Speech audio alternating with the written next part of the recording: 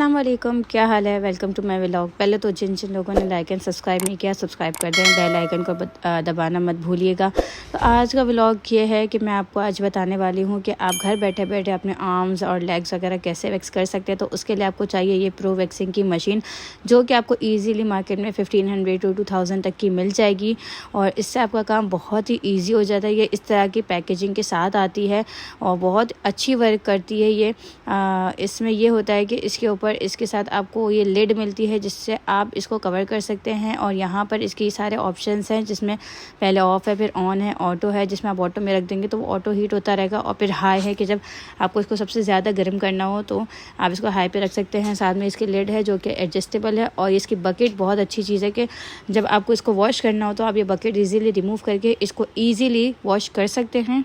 तो अब आप देख सकते हैं कि यहाँ पर मैंने अपनी वैक्स मशीन को ऑन कर दिया है और अभी मैंने इसको हाई पर रखा है, क्योंकि मेरा वैक्स जो बहुत था वो बहुत चिल्ड था, मतलब कोल्ड था। तो उसको मैं कोल्ड वैक्स ही लेती हूँ, तो उसको फिर मैंने थोड़ा सा हीटअप करना पड़ता है। अगर आपके पास वैक्स मशीन नहीं भी है तो भी आप एक पॉट में गर्म पानी लेके वैक्स बॉटल को उसमें डिप करके थोड़ी देर के लिए छोड़ देंगे तो आपका उसमें भी वैक्स गर्म हो जाएगा। तो अभी यहाँ पर मेरा वैक्स गर्म हो रहा है और मैं आपको दिखा दूँ, मैं ये लुबनास का वंडर वैक्स यूज़ करती हूँ। ये बहुत अमेजिंग है। इसको आपने थोड़ा सा गर्म करना है और ये बहुत मैजिक की तरह ये काम करता है। वाकई ये इट्स अ वंडर। तो ये मेरी वैक्स बॉटल है जिसमें आप देख सकते हैं कि मैंने अभी तक थोड़ा सा ही यूज़ किया है, और ये बॉटल इतनी है कि मेरे 2 मंथ्स आराम से निकल जाते हैं, जिसमें मैं आर्म्स एंड लेग्स दोनों की वैक्सिंग करती हूँ फुल। और ओकेजनली मैं वैसे वैक्सिंग करती हूँ ईद वगैरह के मौके पर या कोई इवेंट्स के मौके पर मैं ये वैक्सिंग करती हूँ। यहाँ पर मैं आपको ये शो कर रही हूँ कि वैक्स की कंसिस्टेंसी कैसी होनी चाहिए। ना ज़्यादा गाढ़ा होना चाहिए कि बिल्कुल ही आपके स्पैचुला से रिमूव ही ना हो, और ना इतना पतला होना चाहिए कि लिक्विड की तरह वो गिर रहा हो। तो यहाँ पर हम वैक्सिंग स्टार्ट करते हैं। सबसे पहले हमने पाउडर लेना है। जो जिनको बहुत ज़्यादा स्वेटिंग होती है तो उनके लिए बेस्ट चीज़ है कि वो पाउडर लें, या तो फिर अगर आप समर्स में वैक्सिंग कर रहे हैं तो पाउडर इज़ अ मस्ट है। आपने पहले अपने पूरे हैंड्स पे जिसमें भी आप कर रहे हैं तो वहाँ पर आपने पूरी पाउडर की एप्लीकेशन करनी है। हमारा वैक्स भी सही से गर्म हो गया है और अब मैं अगर आपका फ़र्स्ट टाइम है, आप बिगनर हैं, तो आपने पहले हाथ पे इस तरह से ट्राई करना है लगा के कि आपको गर्म फील हो रहा है। अगर बहुत ज़्यादा गर्म होगा तो आपकी स्किन भी बर्न हो सकती है। तो आपको पहले इसको चेक करना है, टेस्ट करना है कि वेदर ये ज़्यादा गर्म तो नहीं हो गया, और अगर गर्म हो गया तो फिर आपने इसको ऑफ़ कर देना है। तो जब तक ये कोल्ड होगा वापस तब तक आपके हाथ का वैक्स हो चुका होगा। तो ये मैंने इसको चेक कर लिया था। और फिर आपने देखना है एप्लीकेशन के वक्त कि आपके बालों की डायरेक्शन किस तरह जा रही है। मेरे बालों की डायरेक्शन नॉर्मली स्ट्रेट है, तो जिस तरह आपके बालों की डायरेक्शन है उसी तरह से आपने एप्लीकेशन करनी है। मैं वैसे वुडन स्पैचुला से करती हूँ, काफ़ी लोग जो बटन नाइफ्स होती है उनसे भी कर सकते हैं।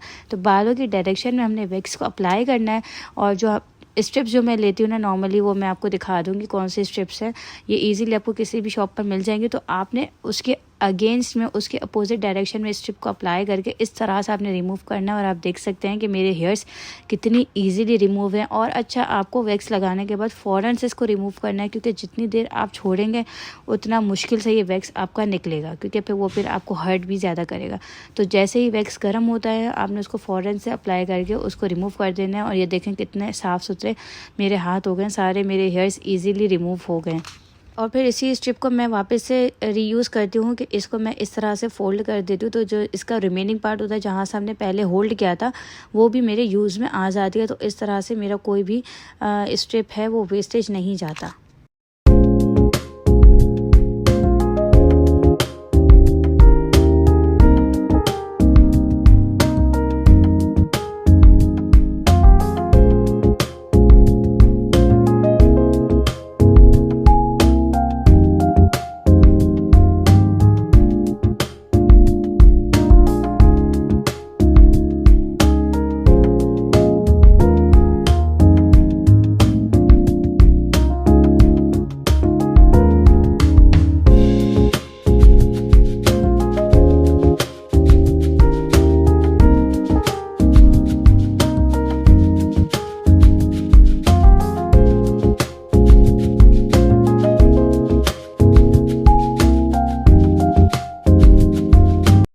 तो नॉर्मली लोगों के साथ ऐसा होता है कि मतलब हम हाथ का कर लेते हैं, बट ये साइड पे थोड़े से हेयर जो रह जाते हैं, तो आपने लास्ट में यूँ चेक करना है कि आपके कहाँ कहाँ हेयर्स रह गए हैं। तो वहाँ पर आपने थोड़ी थोड़ी सी एप्लीकेशन करके उसको भी रिमूव कर देना है। अगर आपके लिए इजी हो तो उसको थोड़ा थोड़ा सा अप्लाई करें ताकि आप इजीली इसको रिमूव कर सकें।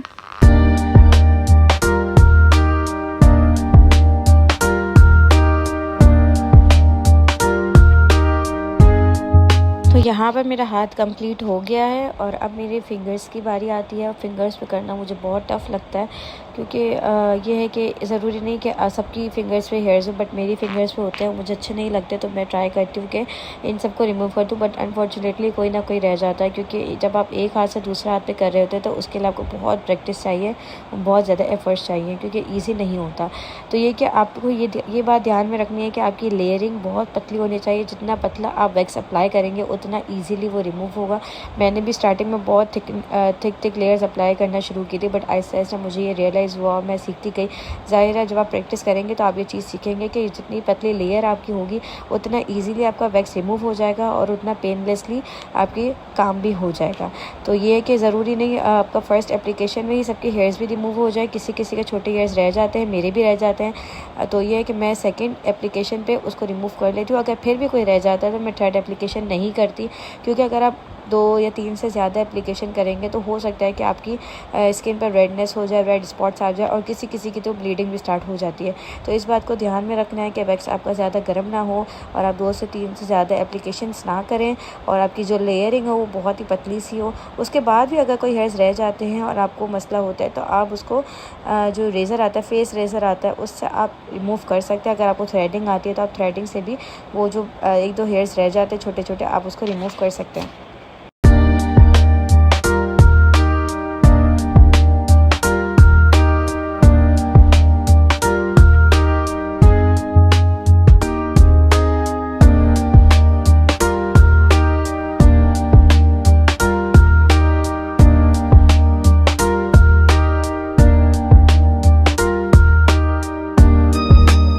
यहाँ भी आपका काम ख़त्म नहीं होता। आपने ये बात ध्यान में रखनी है कि जब भी आप वैक्सिंग करें उससे पहले आपने पाउडर अप्लाई करना है, और वैक्सिंग के बाद आपने कोई भी लोशन, मॉइस्चराइज़र, सूदिंग लोशन जो भी आपके पास अवेलेबल हो। मैं निविया का यूज़ करती हूँ क्योंकि ये बहुत ही सॉफ्ट स्किन को कर देता है और बहुत अच्छा, इसकी स्मेल भी बहुत अच्छी है और इससे मेरी स्किन बहुत सॉफ्ट होती है।